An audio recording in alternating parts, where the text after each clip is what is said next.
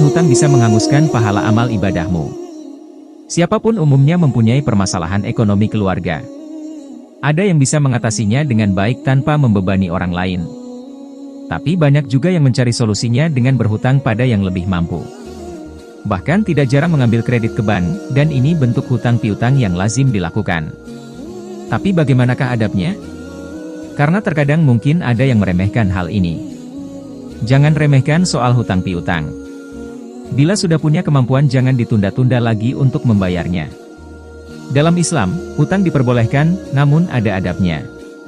Ada 10. Adab hutang piutang dalam Islam, yaitu: pertama, jangan pernah lupa mencatat utang piutang. Wahai orang-orang yang beriman, apabila kalian melakukan utang piutang untuk waktu yang ditentukan, hendaklah kalian menuliskannya. Quran Surah Al-Baqarah, 282. Kedua, jangan pernah berniat tidak melunasi utang. Siapa saja yang berutang, sedang ia berniat tidak melunasi utangnya, maka ia akan bertemu Allah sebagai seorang pencuri. Hadis riwayat Ibnu Majah Hasan Syahih. Ketiga, punya rasa takut jika tidak bayar utang, karena alasan dosa yang tidak diampuni dan tidak masuk surga. Semua dosa orang yang mati syahid diampuni kecuali utang. Hadis riwayat Muslim. Keempat, jangan merasa tenang kalau masih punya utang. Barang siapa mati dan masih berutang 1 dinar atau dirham, maka utang tersebut akan dilunasi dengan diambil amal kebaikannya, karena di sana, akhirat, tidak ada lagi dinar dan dirham.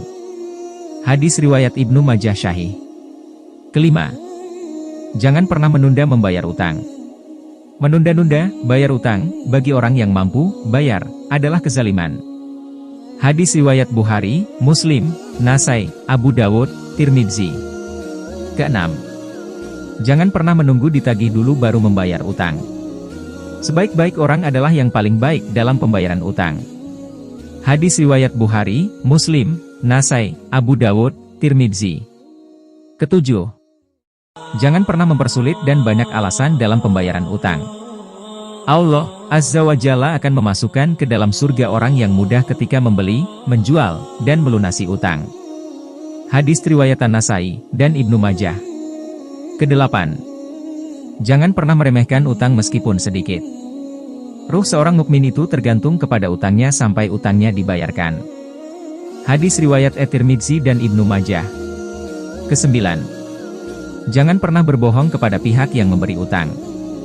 Sesungguhnya, ketika seseorang berutang, maka bila berbicara ia akan dusta dan bila berjanji ia akan ingkar. Hadis riwayat Bukhari dan Muslim, dan penuhilah janji karena janji itu pasti dimintai pertanggungjawaban. Quran Surah Al-Isra, 34. Kesepuluh, jangan pernah berjanji jika tidak mampu memenuhinya.